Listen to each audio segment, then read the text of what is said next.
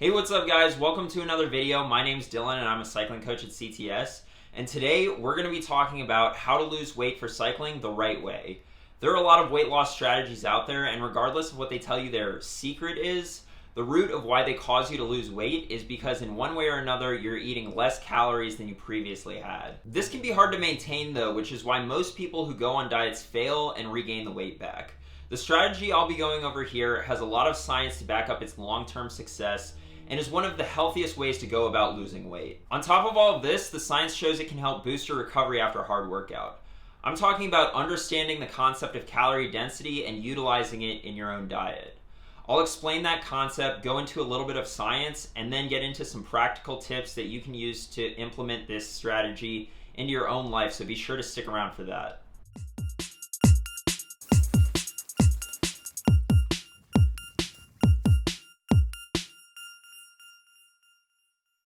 If you're new to this channel, I make weekly training topic videos going over tips and tricks that I've learned in my 12 years of racing and training experience that have gotten me to the top of the ultra-endurance mountain bike game in the US and as a cycling coach at CTS. I also go into the science on your training questions, so if you want to learn how to get faster or just more about sports science in general, be sure to subscribe and hit the notification bell so you don't miss anything.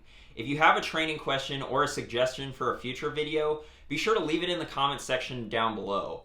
I do my best to answer all training questions in the comments section, but the volume of comments has been really high recently, so I apologize beforehand if I don't get to yours. It's that time of year when race season is fast approaching, and you've gotten in a pretty good base and are doing some good workouts, but you step on the scale and realize that, that saddle I bought that's 20 grams lighter isn't going to make a whole lot of difference when I'm toting around a whole old steel road bike's worth of extra body weight. Or maybe you're not an overweight weight weenie and you're just overweight, and most of the reason you ride your bike is to get healthier and lose weight. Either way, what I'm about to go over applies to you. Now you may be sitting there thinking to yourself, what is this skinny 20-something who probably has the metabolism of a racehorse going to tell me about weight loss? I looked like him when I was his age and I ate whatever I want.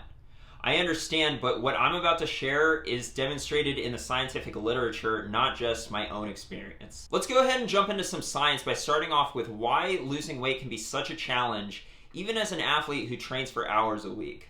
For starters, it turns out that the weight loss from exercise might be lower than you think. A review on metabolic adaptations to weight loss in athletes stated that low energy intake and minimal body fat are perceived as indicators of energy unavailability, resulting in a homeostatic endocrine response aimed at conserving energy and promoting energy intake. So basically, as you reduce your food intake and get leaner, your body fights back, and this is for a number of reasons like changes in energy expenditure, mitochondrial efficiency, and circulating hormone concentrations. Alright Dylan, but I don't need a study to tell me that weight loss is hard, okay?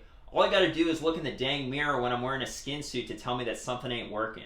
Just get to what I need to know already. Alright, let's jump into it. The strategy I'm talking about involves calorie density.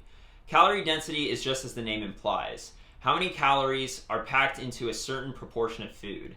And calorie density varies wildly. 100 grams of potato chips, which is what someone might reasonably eat in one sitting, if they don't just eat the whole bag, is around 536 calories, while a whole head of lettuce is just 53 calories. Wow, such great insight, Dylan. Potato chips have more calories than lettuce. The point I'm making is that the calories in the food we eat varies dramatically, and if we focus our diet on low calorie density foods, then we don't have to reduce our portion size in order to reduce the calories that we consume, and we can stay satisfied and satiated with the amount of food we eat, and we don't have to starve ourselves. So what do low calorie density foods look like? As we can see from this calorie density chart, the foods with the lowest calorie density are vegetables, averaging just 0.2 calories per gram, and then fruits averaging just 0.7 calories per gram. These are the two food groups you want to focus on, not just because they're extremely healthy, but also because they have the lowest calorie density, meaning you can eat a lot of them without gaining weight. You want to lose weight? Then bump up that fruit and vegetable intake. Okay, so this whole calorie density thing is great in theory, but does it have any science to back it up? Has it been put to the test? A study on energy density of foods' effects on energy intake took 18 subjects and provided them with meals for 2 days during 3 separate testing sessions. In these 3 sessions, the subjects consumed either low, medium, or high energy density or calorie density meals. The results showed that significantly more calories were consumed for the higher energy density conditions, even though the amount of food by weight was relatively similar. Calories consumed were around 1,800 calories for the high energy density group and below 1,400 for the low. And that's the key here with energy density. You don't have to reduce your portion size or starve yourself to lose weight. And 400 calories is the kind of deficit we're looking for to have consistent gradual weight loss. The study concluded that energy density influenced energy intake independent of macronutrient composition, and that subjects reported no difference in feelings of hunger or fullness. Okay, that's great, but that was 2 days of eating. How does eating low calorie density stack up in the long term? A study on energy density's effects on weight change over 6 years took 186 subjects and measured the energy density of their diet. 6 years later, they found that the energy density of the diet had not changed for the individuals, and that a higher energy density was associated with weight gain and a higher BMI. The study concluded that low energy density diets moderate weight gain, and that lower energy density can be achieved by consuming more fruits and vegetables. And these are just 2 studies out of many. A systematic review on dietary energy density and body weight, looking at many studies, concluded that their findings highlight the growing body of scientific evidence suggesting a relationship between energy density and body weight, and that consuming diets low in energy density may be an effective strategy for managing body weight. Okay, so lowering the energy density of your diet by increasing the amount of fruits, vegetables, and other whole foods that you eat will help with your weight, but what does this actually look like in practice? A study done on salad and satiety took 42 subjects and had them eat a meal with a low, medium, or high calorie density salad before a main course of pasta. They manipulated the energy density of the salad by changing the amount of dressing and cheese they put on it. What they found was that a low energy density salad reduced the total caloric intake of the meal, since subjects ate less pasta afterwards. And what's crazy is that an even bigger salad reduced intake even further. So more food, less calories. The opposite was found with the high calorie density salad with dressing and cheese. Eating the salad increased the total number of calories consumed during the meal. The study concluded that eating a low energy dense first course enhances satiety and reduces meal energy intake, and that consuming a large portion of a low energy dense food at the start of a meal may be an effective strategy for weight management. Okay, Dylan, all of this is well and good, but I didn't see any of these studies use athletes. I'm a high performance thoroughbred race machine who won the town sprint at the Tuesday night group ride that one time when the fast guys took a recovery day. Not some, quote, normal study subject. Fair enough, and guess what? The inclusion of high amounts of fruits and vegetables is actually even more important for athletes, not just because it'll lower the calorie density of their diet, but because it'll improve their recovery after hard workouts because of the increased antioxidant intake. Let's jump into some science to see how various fruits and vegetables improve your recovery. A study looking at the effect of tomato juice on oxidative stress took 50 male track athletes and divided them into 2 groups, a control group and an experimental group that drank tomato juice after their workouts. They tested both groups in a 12-minute time trial before and after, and found that those drinking tomato juice ran significantly farther than they previously had, while the control group saw no improvement.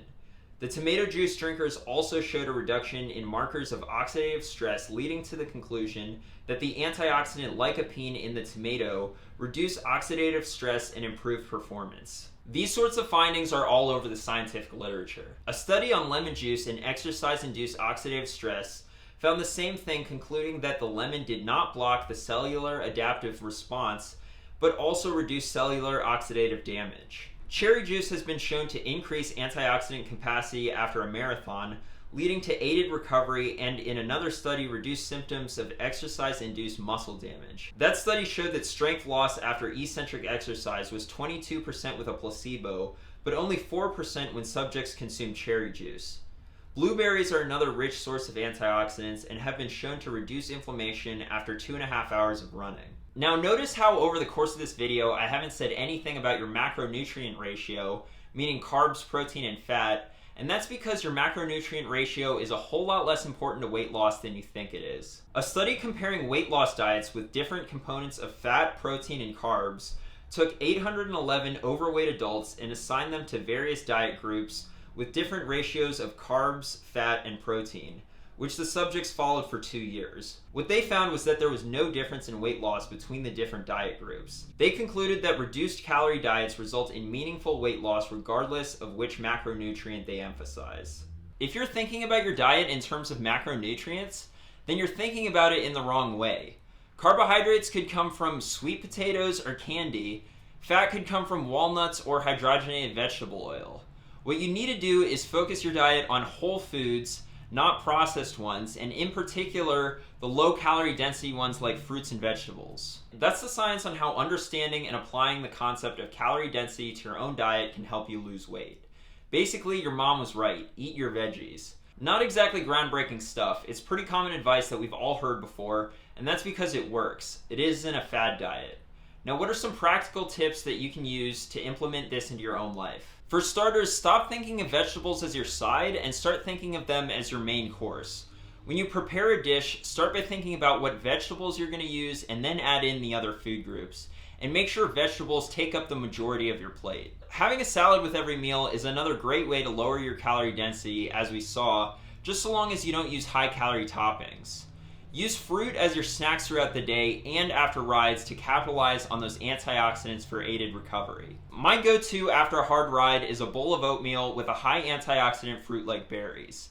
And be sure you stick to whole foods. As we can see, there is a huge difference in calorie density between processed and unprocessed carbohydrates, for example. Finally, you want to lose weight gradually instead of all at once because that'll help you keep it off, and large calorie deficits will compromise your performance and recovery. Make sure you're losing weight before your competition season, not during, and make sure you're well fed for your high intensity workouts so you can get the most out of them. Thanks for watching. I hope you guys found this information helpful. If you like this video, be sure to give it a like, share it with a friend, and subscribe for more training tips. If you want to see more coaching content, be sure to follow me on Instagram, Twitter, and Facebook. And if you want to follow my training leading into this upcoming season, be sure to check me out on Strava. Finally, if you're looking for a coach, shoot me an email at djohnson@trainright.com.